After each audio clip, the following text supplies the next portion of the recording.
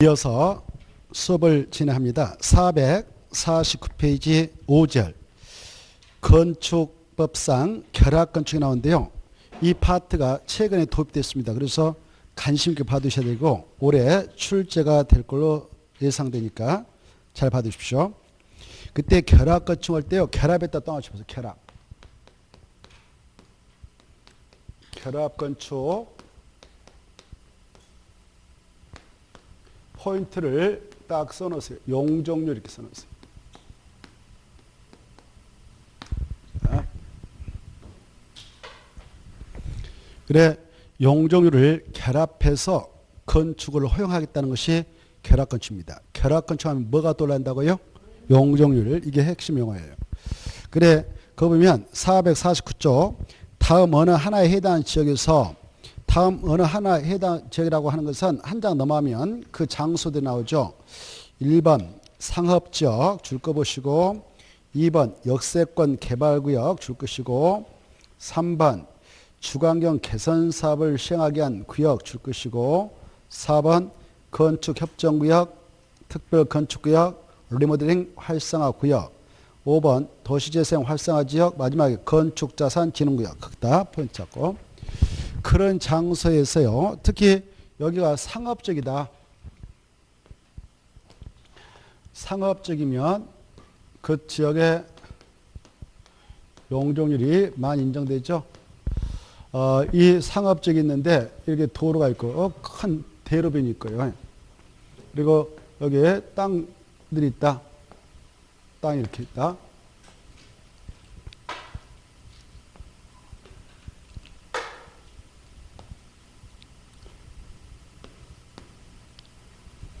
이 대로변이 있고 뒤에 골목이 있고 여기에 있는 건축물 여기다 이 대다 건축물 건축에서 이용하게 되면 공실률이 별로 있을까요 없을까요? 여기다 건물 쳐놓으면 공실률 별로 없겠죠. 도로변이니까 수요자들이 임차인들이 많이 등장해서 빌려달라 그래서 수익성이 높을 거란 말이에요.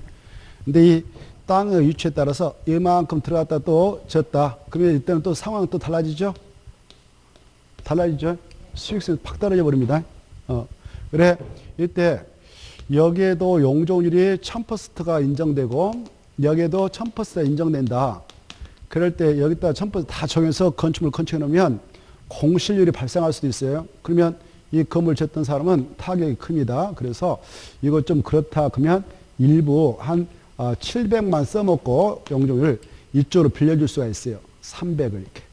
그러면 여기 돌릴 수도 있잖아. 이렇게 올 수도 있겠죠. 이게 네.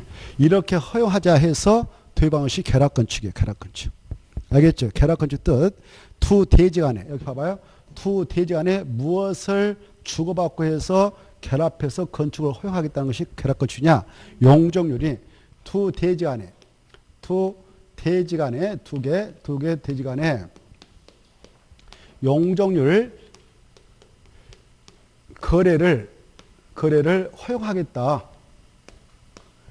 것이 결합건축이에요. 그것만 딱 일단 잡으면 돼요. 결합건축 뭐다고? 두 대지 간의 용적률을 거래 허용하겠다 이거죠. 주고받고 알겠죠? 자, 그게 결합건축의 취지입니다. 이거 도입한 지 얼마 안 됐어요? 도입한 지 얼마 안 됐어. 이때 이제 여기서 알아둘 것은 그러면 여기 보세요. 이 두 대지 간의 거리가 여기에 이 대지가 보세요. 이 대지는 서울의 상업적이 있고 여기 대지는 저 세종시에 상업적이 있다. 그러면 이걸 용적률을 거래하도록 허용하면 되겠어 안 되겠어? 안 돼요. 그래 두 대지 간의 거리는 100m 이내에 있어야 돼. 100m. 몇 미터요? 그래 100m 이내 그래야만이 결합건축을 허용합니다. 그거 봐두시고 그 다음에 이 두 대지 간에 만약 여기 봐보세요. 100m 있는데 그 사이에 이렇게 12m 이상의 도로가 딱 설치돼 가지고 이걸로 했어요. 12m. 그러면 여기서 이쪽으로 넘겨주기도 그렇고 이쪽으로 넘겨주기도 그러니까 그때는 안 되는 거예요. 몇 미터 이상의 도로가 둘러쳐 가지고 설치될 때 안 된다고요? 12m. 그래서 12m 이상의 도로 딱 둘러쳐져 있다면 그 안에서만 거래를 할 때 바로 주고받도록 허용하지 벗어나서는 안 된다. 이것도 가볍게 알았어요. 자, 결합건축하면 첫째 두 대지 간에 무엇을 교환해 가지고 결합해서 건축을 허용하느냐? 용적률. 그 두 대지 간의 거리는 100m 내에 있어야 되고, 그다음에 만약 그 사이에 12m 이상의 도로가 설치되어 있다면 그 도를 벗어나서는 안 된다.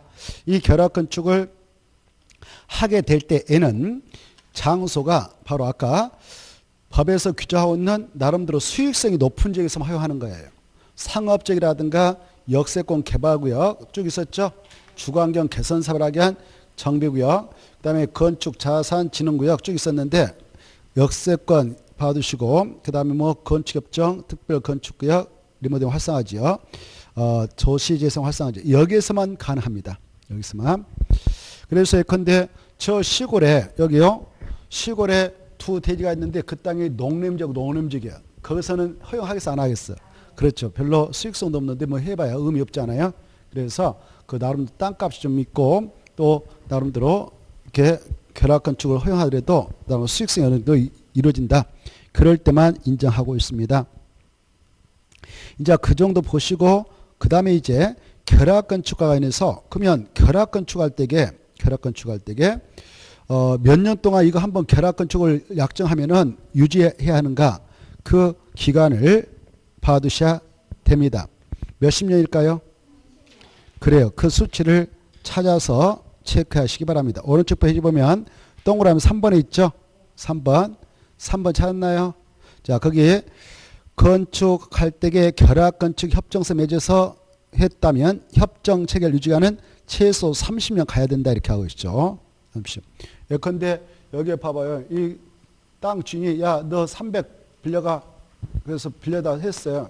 올려놨는데 뺏어가 버린다. 그럼 철거해야 될 거 아니에요. 그래서 최소한 몇 년?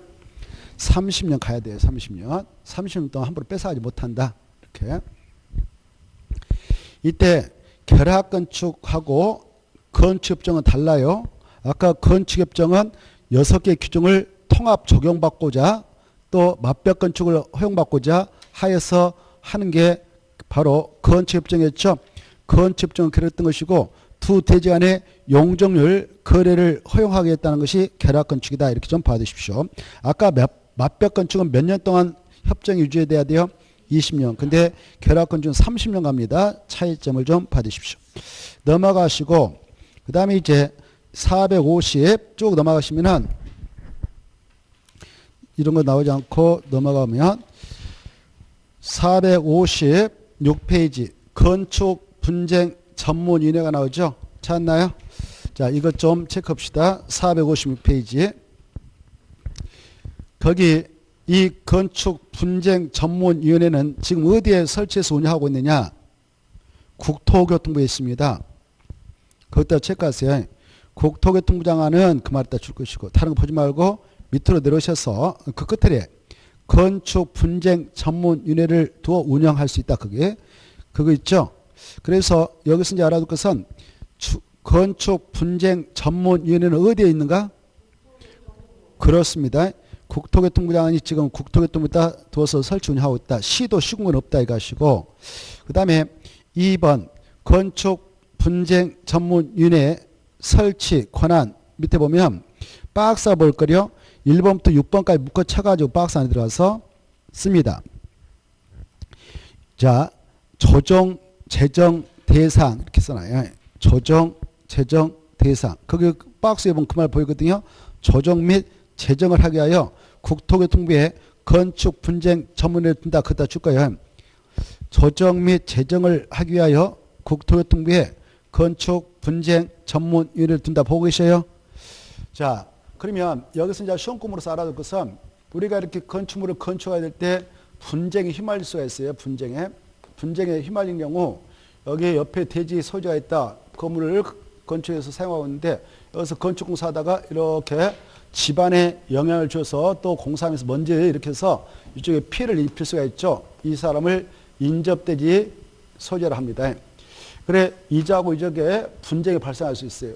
만약 공사다 집안이 흔들려가지고 이 건물 금이 갔다 그러면 이 사람이 가만히 있겠죠.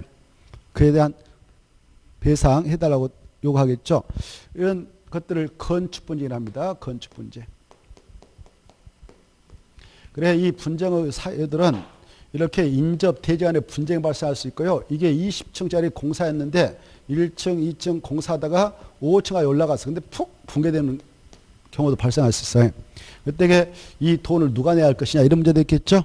이걸 건축하고 있는 주인을 건축주로 하고 공사 맡았던 그 업자가 있는데 시공자가 있고 시공자, 공사 시공자. 그리고 건축 쪽에 설계 도면 주었던 설계자도 있고 그리고 공사 감독을 하는 감자도 있을 거란 말이에요. 얘네들을 4명 업고서 건축관계자라고 그래. 뭐라 한다고요? 그래, 건축관계자라고 합니다. 알아두시고 이때 건축관계자 간에 야 시공자 네가 잘못했으니까 네가 전적으로 책임져라 이렇게 할 수도 있지만 이 사람 발뺌할 수 있죠. 나 설계 도수도를 했는데 무슨 소리야. 설계 도면이 잘못됐지. 그래서 이쪽으로 책임을 전가할 수 있어요. 뭐야 나 똑바로 했어. 건축주가 이걸 설계를 좀 어쩌고저쩌고 해가지고 지가 했는가 본데 건축주 네가 책임져. 서로 분쟁이 발생할 수 있습니다. 이런 것들을 건축 관계자 간의 분쟁을 해. 알겠죠? 자, 또 여기 보시면은 이런 경우도 있어요. 이 설계는 건축사의 자격이면 할 수 있고요. 감자도 건축사의 자격만 있으면 할 수 있어요. 이보다 더 권위자가 있어요. 기술사 같은 자격증을 가지고 있는 사람들이 있어요. 얘네들을 관계 전문 기술자라고 그래. 관계 전문 기술자라고 그래. 그래서 설계할 때 이 사람한테 여러 가지 도움을 받아서 설계할 수도 있고 감독하는 감자도 이 전문 기술자한테 여러 가지 조언받아서 할 수도 있어요. 여기서 이렇게 한 대로 나 했다, 감독했다. 여기서 이렇게 한 대로 나 설계해줬다. 네가 책임져 이렇게 할 수 있어요. 그때 이때 관계 전문 기술자 간의 분쟁이 발생할 수 있어요. 알겠나요? 이런 분쟁을 뭐라고 하냐? 건축 분쟁을 한다. 이런 건축 분쟁은 바로 해소하는 방법이 크게 3가지 있습니다. 가장 좋은 방법은 뭐냐면은 당사자 만나는 거죠. 그래서 합의로 보는 거야. 야, 내 책임 내가 인정한다. 내가 100억 내놓을 테니까 걱정 마라. 이렇게 하면 끝나겠죠. 돈 내겠다면 끝나지 않아요. 여러분들도 어떤 분쟁이 발생할 때 뭐 갖고 분쟁해요? 돈 때문에 분쟁하죠. 그래 안 그래요? 그런 적이 없다 나는. 분쟁을 일으킨 적이 한 번도 없다. 다 돈 때문에 그러는 거죠. 여기서도 돈 내가 내겠다 그럼 끝나버리는 거예요. 그래서 합의 쓰자 그럼 끝납니다. 근데 적게 내겠다 더 내라 못 내라 이렇게 하다 보니까 끝이 안 나는 거죠. 자, 그럴 때 분쟁을 해소하는 방법은 양 당사자 만나서 당사자 간의 합의가 제일로 좋다. 합의하면 끝이다. 근데 합의하다 보니까 서로 틀어졌어요. 여기 봐봐요. 틀어졌을 때게 야, 안 돼. 우리 법의 힘을 빌자. 해서 법원으로 갈 수 있어. 법원에 갔다 민사소송을 제기할 수 있어. 법원에다가. 민사소송을 제기하면 1심, 2심, 3심까지 가야 돼. 잘못하면. 알겠죠? 시간이 엄청 걸려요. 비용도 많이 들어가고요.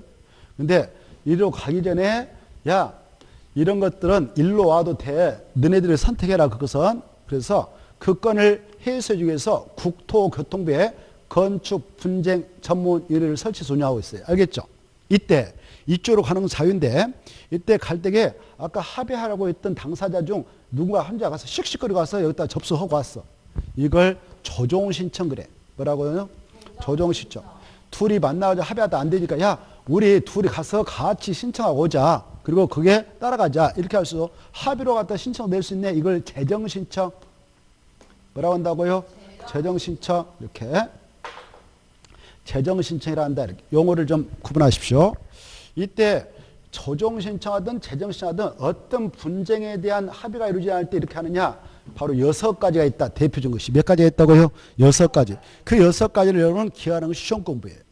아까 중요한 핵심 용어를 알아야 돼. 건축관계자, 그 다음에 인건주민, 그 다음에 건축관계 기술자 있었죠. 이 3가지 용어를 알고 계시면 끝이에요. 그래서 건축관계자 간의 분쟁, 인건주민 간의 분쟁, 4번째, 3번째, 4번째, 5번째, 6번째 줄까 봐요. 4번째, 5번째, 6번째 줄 거예요. 그게 포인트니까. 건축관계자 간의 분쟁, 인건주민 간의 분쟁, 관계 전문 기술자 간의 분쟁 보고 계시죠? 그리고 첫 번째, 두 번째, 세 번째는 얽혔어. 이제 얘네들끼리. 이래 얽히고 저래 얽히고 그랬을 때 그 분쟁. 보고 계시죠? 이 분쟁만 여기서 처리해 주지 여기에 이자가 개입해서 봐봐요. 이 건축 허가돼 있던 허가권자. 허가권자하고 야 네가 뭐 문제 있어? 라고 얘네들이 일로 달라들 수가 있어. 이때 이 허가권자의 분쟁은 행정심판, 행정소송제에서 다툼 벌이지 이 위원회에서 소관상이 아니까 이쪽 가지 못해요. 알겠죠? 건축 분쟁 전문위원회의 소관상 아니다. 무엇은 아니다. 누가 붙으면 허가권자. 그때 써서 액체. 건축 허가권자가 바로 여기에 분쟁에 휘말리면 그것은 행정심판, 행정소 제기에서 다툼 부리는 거지 위원회에서 처리할 사항은 아니까 가봐야 의미 없다. 알았어요. 됐나요? 자, 그 정도 먼저 알아두시고 그 다음에 이제 이 위원회에서 처리할 수 있는 1번부터 6번까지 받으시고요. 쭉 내려가셔서 바로 3번, 1번 받으십니다. 1번에서 3번. 3번에 1번 보고 계셔요? 조정 신청을 받으면 조정회를 구성한 몇 명? 3명. 재정 신청에 들으면 재정 구성한 몇 명?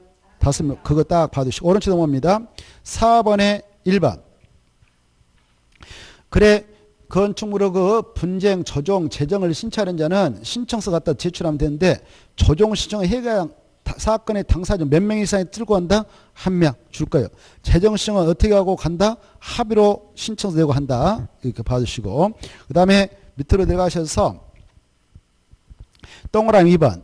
이 분쟁위원회, 건축분쟁 전문위원회는 당사자의 조정 신청을 받으면 며칠 내에 끝내주냐? 60일. 재정 신청은 120일. 그 정도 보시고 그 다음에 밑에 5번에 바로 1번. 만약 이 위원회에서 조정안 작성해서 바로 당사자의 조정을 제시했다.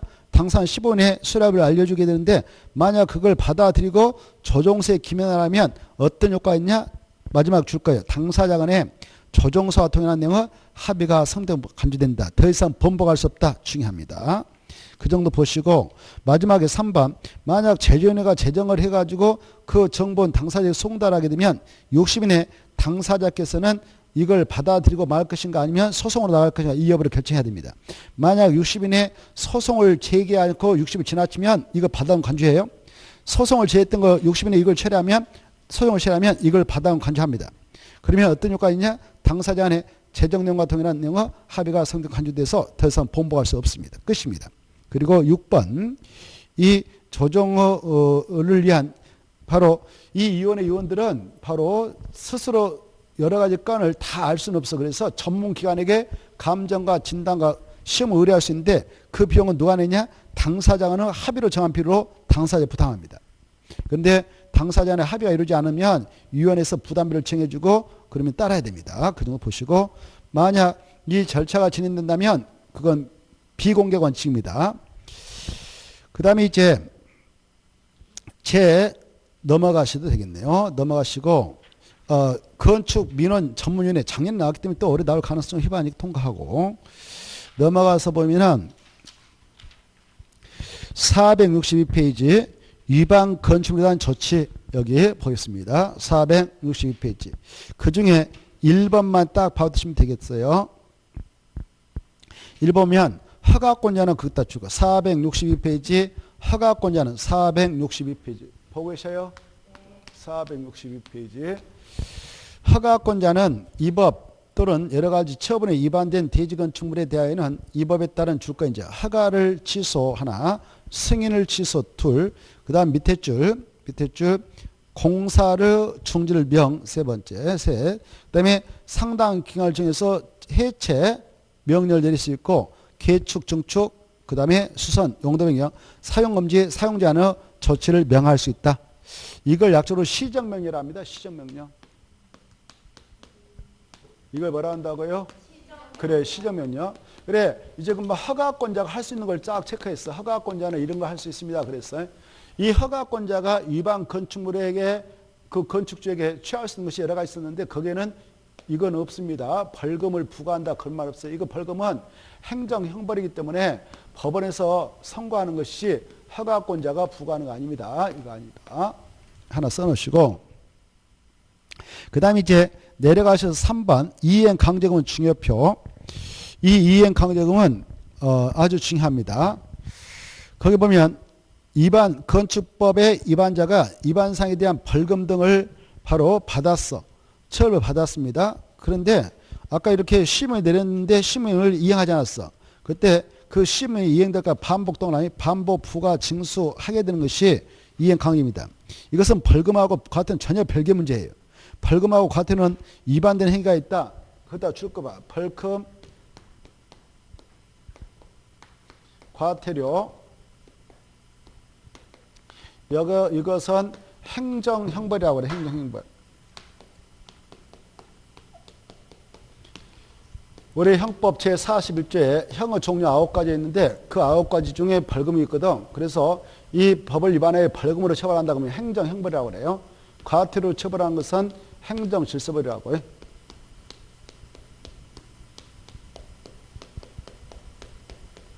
그래 이 두 가지를 묶어서 행정벌을 합니다. 행정벌. 행정벌은 두 가지 있어요. 행정형벌하고 행정질서벌 있다 이렇게 하시고 이 두 가지 있다 다시 줄 거예요. 위반행위 한 개 있다. 그러면 한 번 부과 끝.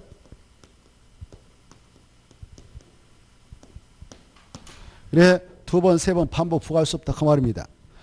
위반행위 한 개 있었다 그러면 벌금 대상 벌금 한 번 부과하면 끝이고 과태료 부과되면 과태료 한 번 부과하면 되지 반복해서 야 너 또 내, 또 내, 또 내 이렇게 하는 거 아니에요. 이것은 이중처벌 금지원칙 일사부재원칙에 입각해서 바로 일회성에 불과합니다. 그러면 여러분들이 이렇게 건축을 건축하는데 건축법령에 맞게 건축해야 되겠죠. 법령을 위반한다 그러면 위반했다면 이걸 위반이라고 그래. 위반 건축조가 돼버렸네. 그러면 바로 그냥 둔다 잡으러 온다. 잡으라요. 경찰하면 검찰에서 와라 합니다. 그래 이제 그때는 이제 당황스러울 거예요. 그 이전에는 좋다 했지만 일단 출두명이 나라면 다 좁니다. 쫄아. 특히 바로 공부하고 열심히 했던 사람은 더 쫄아가지고 검찰청에 가지도 못해. 다리 떨려가지고 한강으로 막 들어가버려. 옥상에 떨어지고 그래요. 왜? 간이 너무 적어가지고. 온실에서만 살아가지고. 가지도 못해. 자기 마음대로 안 돼, 그게. 예. 그래서 막 떨어지고 한강으로 들어가 버리고 그러잖아요. 근데 이제 우리 같은 사람들은 잡초 같은 인생을 살아왔기 때문에 그냥 그러려니 하고 와라고 가는 거죠. 너 어땠어? 그러면 다 말해버려 그냥. 이렇게 위반했습니다. 거기서 뭐 머리 쓰고 그러면 더 머리 아프잖아요. 다 고백해버려. 그리고 처벌을 달게 받겠습니다. 감옥 관리를 했으면 감옥 보내주세요. 그래요. 안 보내면 더 좋겠지만 꼭 가야 된다 갔다 오겠습니다. 그래요. 그러면 어때요? 아, 반성합니다. 앞으로는 절대 그런 일 안 하겠어. 반성하고 반성문 쓰고. 그러면 판사가 봤을 때 선체해주고 그러면 너는 가만 안 가고 벌금만 내라. 집행유예 줄 테니까 근신해라. 그러면 끝이다. 그리고 열심히 최선을 다해 살겠습니다. 앞으로 죄 안 지고. 그러면 되죠. 제가 깜빡하고 실수했지만 죄를 져서 달게 받겠습니다. 반성합니다. 앞으로 절대 그런 일 없도록 하겠습니다. 이렇게 하는데 그렇지 않고 막 가서 머리 굴리는 사람들은요. 바로 다 알고 있어요. 판사, 검사들 다 알고 있거든. 대한민국에서 머리 제일 좋은 사람들이 판사, 검사 해먹고 있거든. 공부 열심히 한 애들이. 친구들 보면 제일 머리 좋은 애들이 판사, 검사 해먹고 있는데 그 앞에서 머리 굴린다? 바로 다 보여버립니다. 그러니까 고백한 게 가장 좋아요. 다 풀어버려, 다 풀어가지고 싹 까 벌려버려. 그래서 이거 뭐야, 이거. 자기들이 당황할 거야, 자기들이. 이거 바보 아니야? 하면서. 야, 그만 풀어라. 감당이 안 된다. 아무튼 이렇게 위반 거짓말이 나타나면 잡으러 옵니다. 그래서 바로 일단 수사해가지고 법원에다 기소해요. 기소. 그래서 벌금을 부과를 요구하든 아니면 징역을 보내달라고 하든 뭐 금고를 요구하든 아무튼 법대로 처벌을 요구합니다. 그래서 판사가 이리저리 검토해가지고 오케이 너는 반성하고 앞으로 죄 안 진다고 하니까 봐준다 해서 벌금을 부과할 수 있어요. 알겠죠? 이 법원에서 선고하는 거 이거 허가권자 하는 거 아니에요? 알았어요?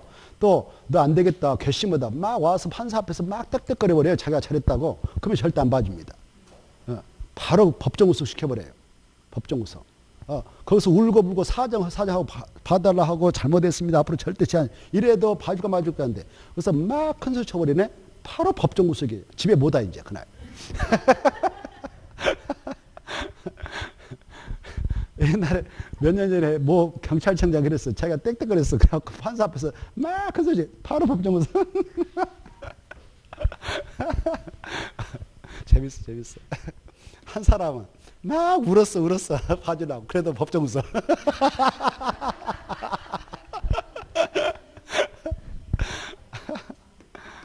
자, 아무튼 그래 이렇게 이제 그래 이 사람 징역 받았다 합시다. 저 이방원 건축주가 갑인데 이것을 받았던 이것을 했던 하나 이거 받았어. 그러면 한 번 갔다 왔다 그러면 끝이에요.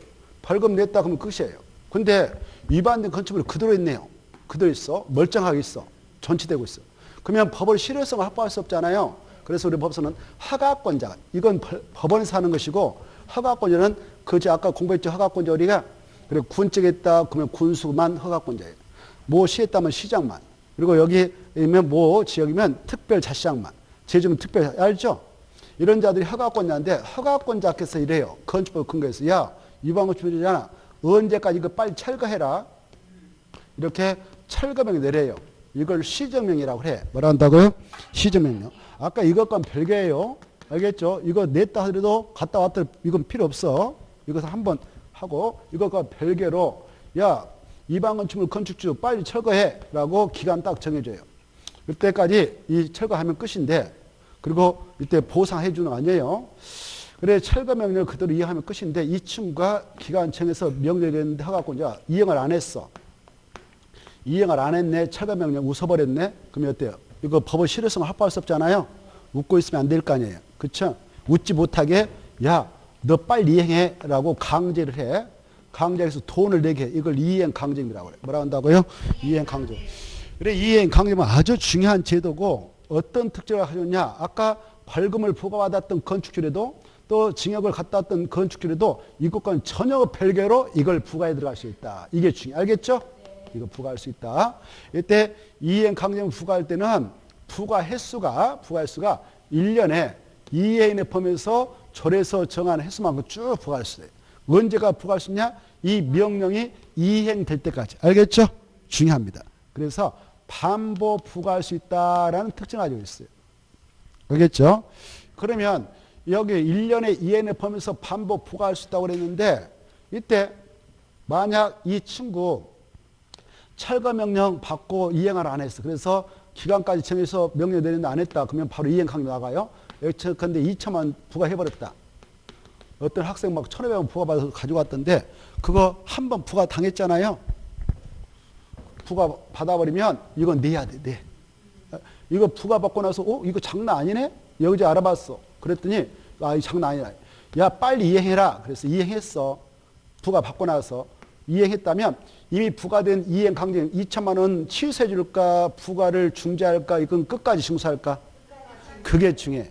바로 이 이행 명령을 이거 부과받고 나서 이행했다 하더라도 이 명령을 이행했다 하더라도 바로 그거가 무관한 게 이미 부과된 이행 강제 2천만 원 납부를 꼭 해야 되고 징수권자의 허가는 꼭 징수해야 된다. 이게 중요합니다. 알겠죠? 자, 그다음에 그러면 이 명령을 오늘 이행했다면 새로운 이행 강제 부과는 즉시 중지를 해요. 여기가 중요합니다. 그 다음에 이 이행 강제금에 대해서 이행 강제금은 부과 비율이 건축법을 위반했을 때 어떤 규정을 위반했냐에 따라서 부과 비율이 달라져요.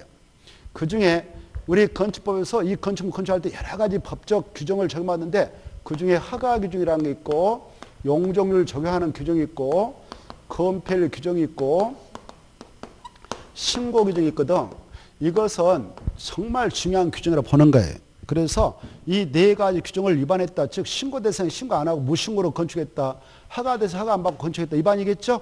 용적률을 일정한 한도까지 적용하도록 됐는데 초과해서 더 크게 됐다. 건폐율도 일정한 한도로 지어야 되는데 초과해서 크게 됐다. 위반이에요. 이런 네 가지 규정을 위반하게 되면 이 건축물의 지방세법에 따라 적용되는 1제곱미터당 개별 공시시가가 있어요.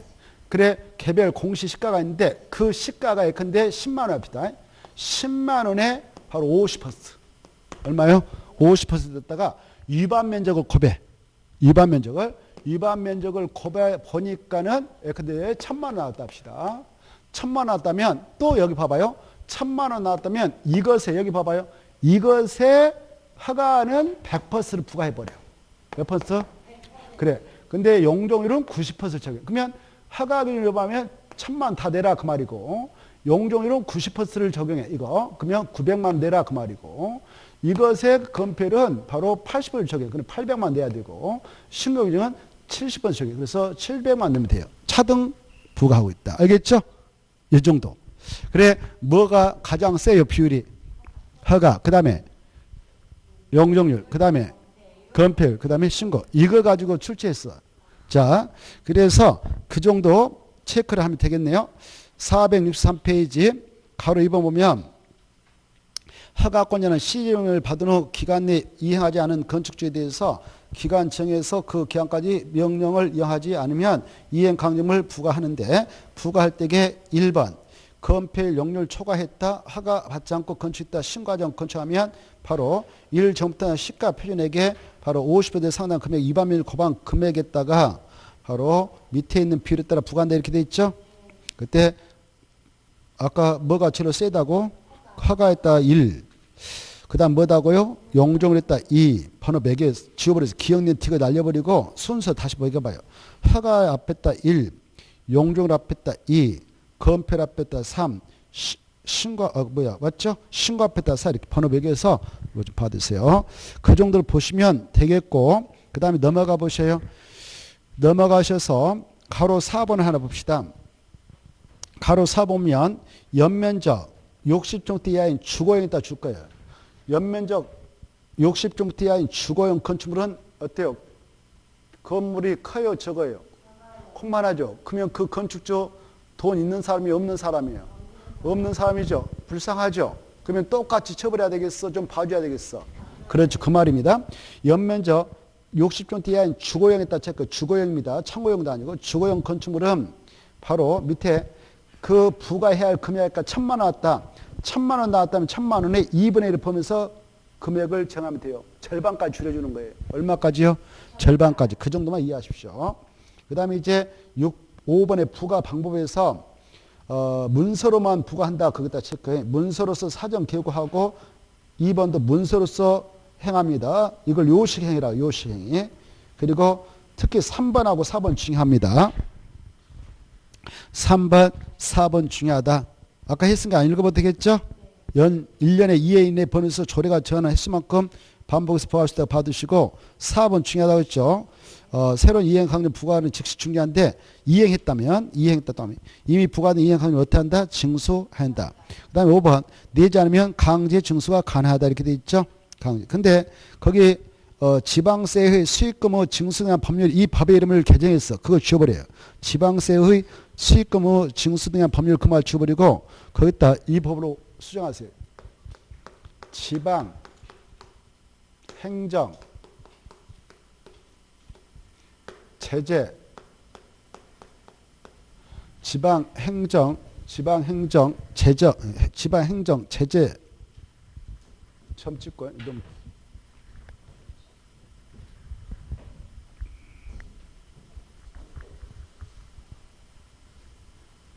지방행정 재정 및 부가금에 관한 법률 이렇게 써놓으세요. 부가금의